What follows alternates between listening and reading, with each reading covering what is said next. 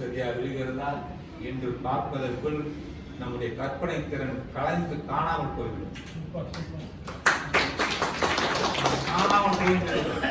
நான் இதை ஏன் சொல்கிறேன் என்றால், நான் 2 கதைகளை நான் முயற்சி செய்தேன். அந்த கதைகளை அனுப்பி வைத்தேன். கதையை படித்துவிட்டு ஆசிரியர் சொன்னார், உங்க கதை மாதிரி இல்லையே, இயந்திரத்தனமா இருக்கிறதே, ஜீவன் இல்லையே என்று சொன்னார். அப்பொழுதுதான் உணர்ந்தேன், பேனா பேப்பர் மூளை ஒரு உயிரோட்டம், அங்கே நமக்கு ஒரு மின்சாரம் பாய்வது போன்ற ஒரு உணர்ச்சி தோன்றுவதற்கு காரணம் இல்லை, பேனா தான்.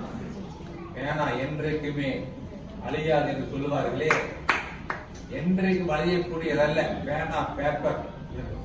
பழையது என்றைக்குமே ஜெயிக்கும். ஓல்ட் இஸ் கோல்ட் என்று ஏன் சொன்னார்கள்? பழைய சோறு இன்றைக்கு ஆன்லைன்ல விற்கிறார்கள்.